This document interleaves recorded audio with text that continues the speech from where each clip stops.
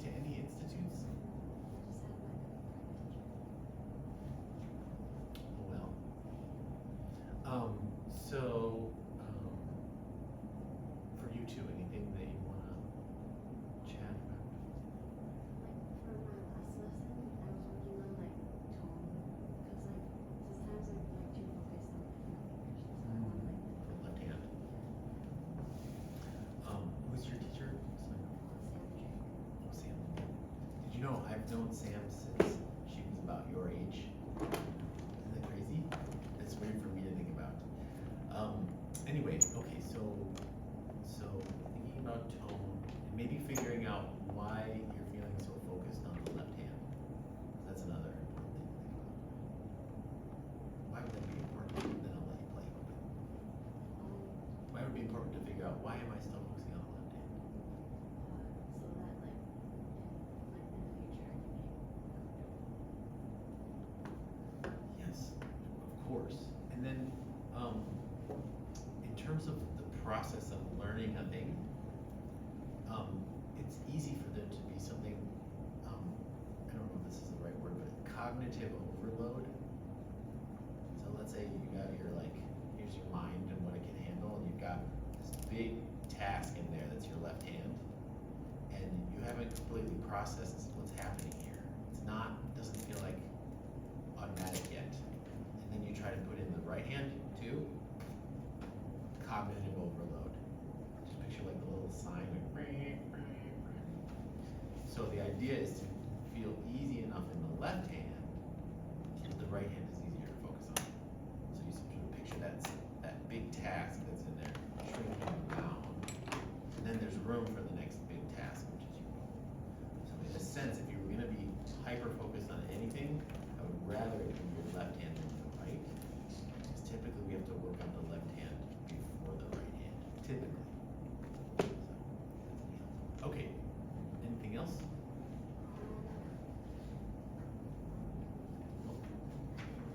Just like the music. Okay. Give my interpretation.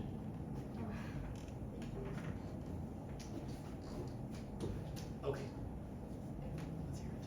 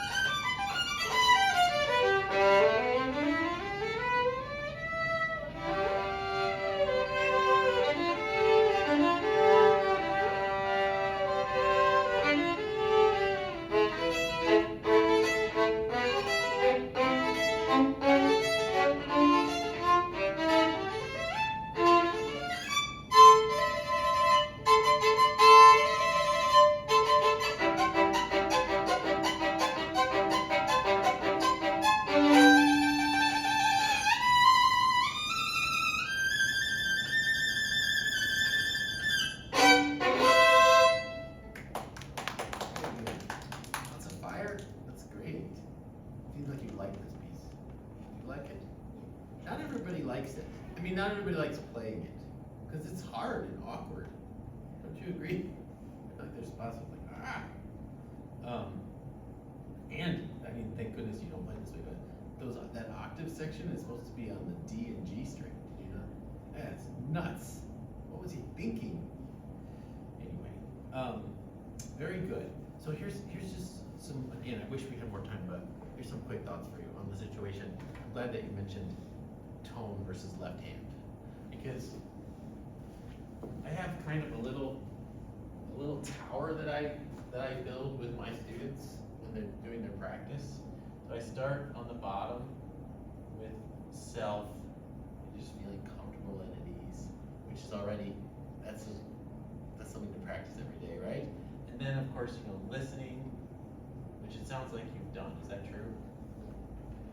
And then after that comes just knowing how the notes go, and then working on the left hand, and then working on the right hand.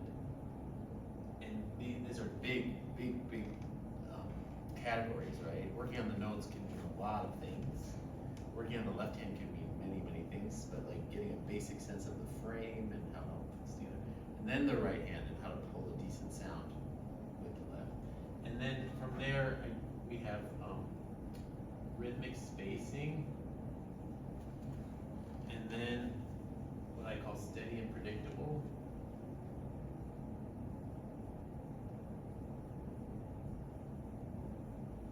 And then from there, memorizing. Sometimes memorization happens early in the process. And then collaborating, either with other people or just with your teacher even, right? That's a collaboration. And then recording yourself to really get in there, and then finally doing lots of performances. And so that's sort of the whole process, right? And when you think about it, from here, it's sort of, this is like foundation. And then as we move up, maybe especially to this section here, so maybe foundation goes to here. And as we get into memorization and collaboration and maybe recording, that's the interpretation that you were asking about. And then performance, which sometimes forces you right back down, right? Sometimes you play a concert or you record yourself and you realize, I gotta go fix my intonation again, right? Okay, so let's linger here, but I just want to tell you, I don't want you to think that this is all I think there is. There's lots, right? But this is, I think, where we can do the most work today. Make sense? So with your left hand, you probably don't remember this, but so Sam hasn't been your teacher the whole time? Yes. Okay. So when you first learned, do you remember, do you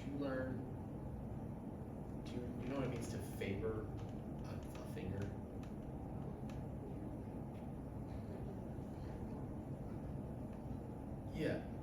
Yeah. So, these days, we mostly teach favoring 3, which means when 3 goes down, it feels like it's very easy to drop. Sometimes people with small hands might favor 4. Do you have small hands? No, so lucky. Okay, so dropping 4 might be it, but for you, I think probably 3. So we favor 3, and then we balance the hand back from 3, and maybe extend the 4 slightly in first position. And that stays the whole time. Have you ever heard anything like that? So the idea is that it's easier to open the hand back by favoring 3 than it is to favor 1 and reach forward. You see how that creates potentially tension in the hand? And I see a little bit of that in your hand. I see you favoring 1 and then reaching the fingers forward. So that's going to make life harder for your left hand, which would explain why you're not ready to stop focusing on it yet. So I think that this is sort of a larger thing to maybe talk about with Sam. I'm sure she'll understand. But let's just take a look at it. Place your hand on the violin and place your hand in a way so that your third finger is in tune, but also completely square. So go ahead and check it. Check here. Check to see that your third finger's in tune. Okay, so if it feels flat, might be like just a hair flat and not positive, then you want to move the whole hand towards your face. And if it feels sharp, you want to pull the finger away from your face. And that's how we start to create this frame, right? Rather than this frame. So if I adjusted my fingers when it's flat by moving them up, then I'm starting to create this frame. But if I adjust my fingers for flatness by moving them this way, I'm encouraging this frame. Does that make sense? Yeah. Does that feel different? Okay. Because sometimes maybe it would, but I think, and you can tell me if I'm right, I think generally speaking, you figure out what position you're in with this finger. I think if you can change that in every position, find what's in where the hand goes based on 3, not based on 1, then it's going to loosen this up. So you won't feel that tightness when I assume when you're trying to play fast. Does it feel tight when you play fast? Or is there any particular time when you feel sort of preoccupied with it?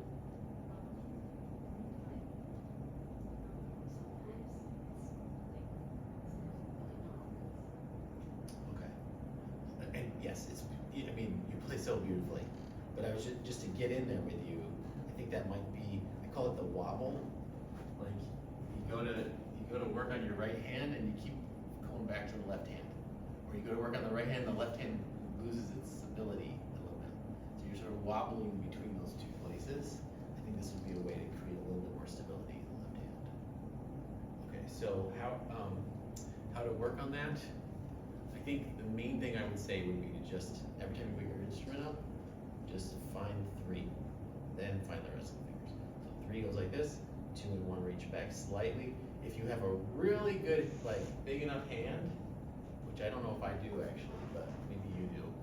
3 is square, and then 1 is pulled back, but only so far as it's right above the knuckle.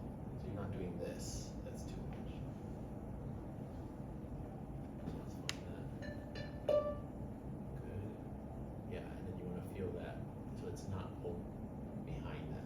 Only if you're playing, if you're deliberately extending it back, but otherwise it stays. Does that make sense? It should be sort of logical, physically logical.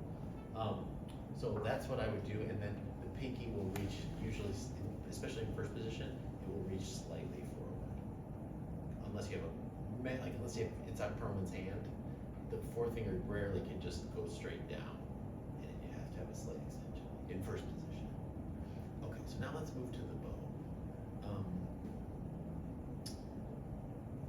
With Sam, what kind of, do you call her Sam or Miss Hiller? Miss Drake? See, I knew her when she was Sam Hiller. Okay, Miss Drake. With Miss Drake, do you, what does she talk about with the bow when it comes to tone production?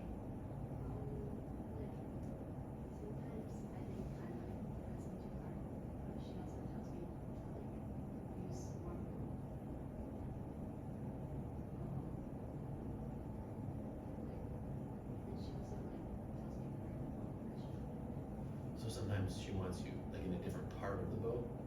Okay. And does she talk to you at all about flattening the hair? Okay. So that was one thing I noticed, that you're on the side of the hair a lot. So that's another thing that would improve your tone really fast. So let's just talk a little bit about the principles of tone production.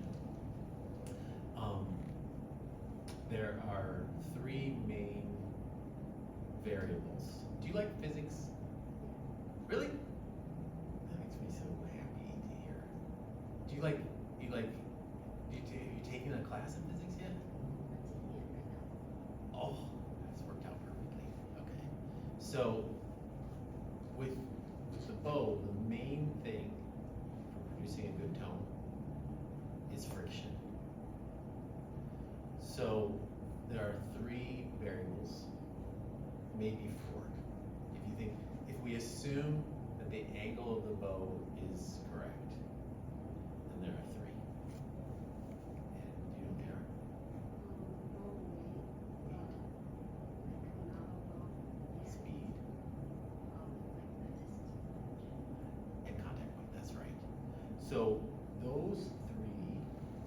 determine for you the amount of friction that will produce the most resonant sound. But sometimes you have to, it's like a little riddle you have to figure out. Because like, let's say you want to move your bow really fast, but you can't play too close to the bridge. Or you want to move your bow really slowly, and you can't play too close to the fingerboard. Like, there's all these different ways you can solve the friction problem, right? Like, do I make a crescendo by speeding up the bow and adding weight? Or do I make a crescendo by moving the bow gradually toward the bridge and adding weight? Two different sounds that you get, but both will be high quality sounds. So, when you're playing, the violin will give you basically two signals letting you know that the friction is wrong. One is a hiss, and the other is a groan. And if you don't get either, then you have a ringing sound, right? So what do you think? When there's a hiss, does that mean there's too much friction or not enough? That's right. And so what are the solutions to that problem? That's right. Okay, so not enough. So you said more weight? Yes, that adds friction. Faster bow? Slower bow. That adds friction. And then closer to the bridge? It's all a little counterintuitive, but actually, if you think about it, closer to the bridge has less friction.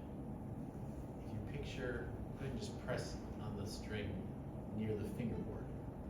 That's kind of like a shag carpet, right? It moves easily, and you can push down on it, and the string responds.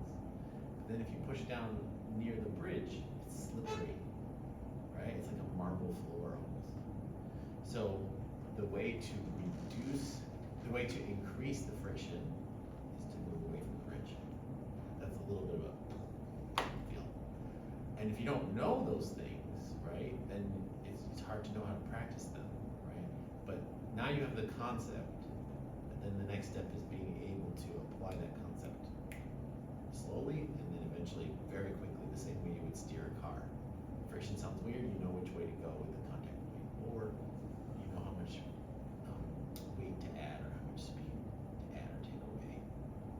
So why don't we spend a little bit of time on that? So we're gonna, I think the thing with the left hand is something that you should work on, but I don't think we need to work on it together. But let's see if I can help you through this part. So, let's see, trying to find like a spot where you can really work on your sound. You can go from here.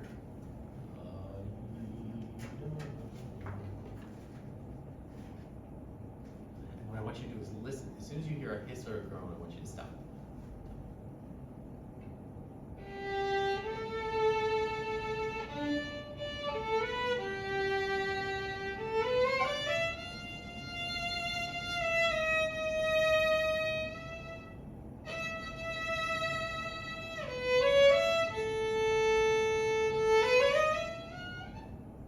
Keep going, even if you're out of tune.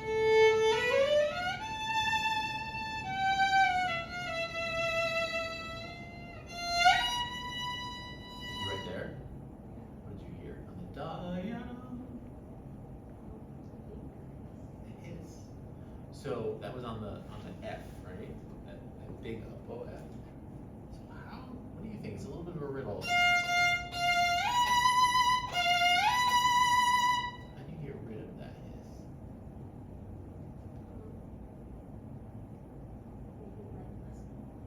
Less bow is an option.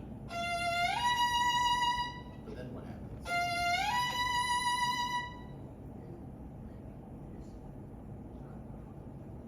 Oh, sorry, I didn't mean to make it groan.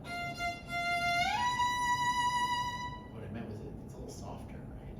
Then it doesn't have the same feel, right?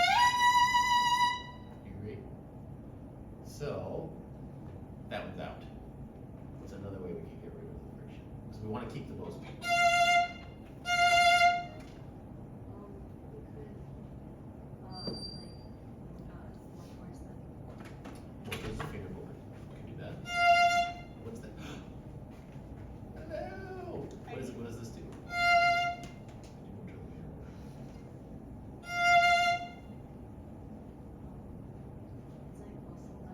Yeah, it gets lighter. So we've narrowed it down now. There's only one way to get rid of it and keep your music light in. Wait.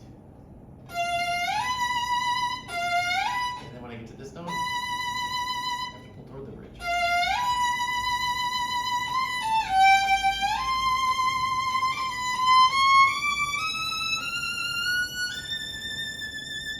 Right?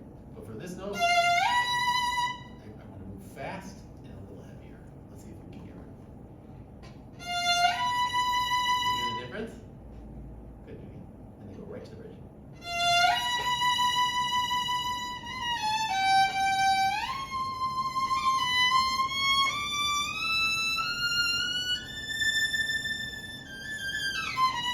Good, good, good. So, did you hear another hiss in there? That part? So what do you think? What should you do there? It's like different for every situation, which is annoying, but also it's what makes violin so special, is that there's so many different artistic decisions you can make. It creates different color. Right? You could try. Let's see what happens. Can you go from and I guess I have to stop, but I loved how you do that. You went right to the bridge. It's really good. Yes.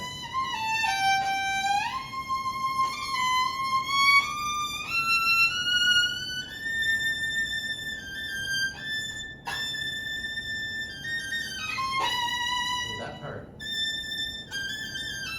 well, for me it doesn't work, but just try that up bow. See if we can get rid of the hiss. Ah, what'd you do different? Yeah. So try that just that part.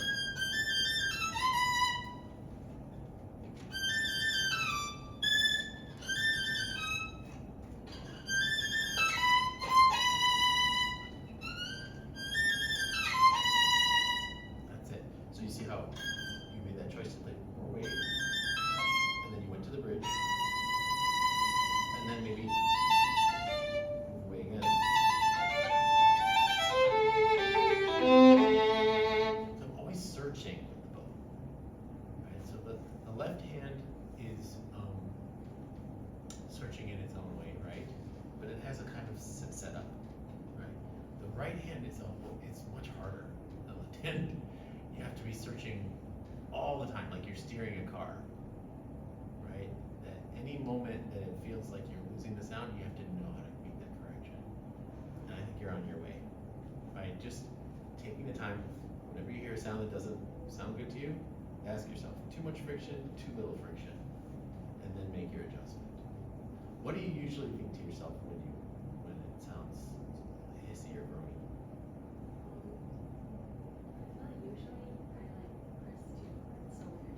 You lighten up. Yeah. And I hear that. I hear that that's sort of your main tool, is to play lighter. And so that's what's going to keep you from being able to really express the sound that you want.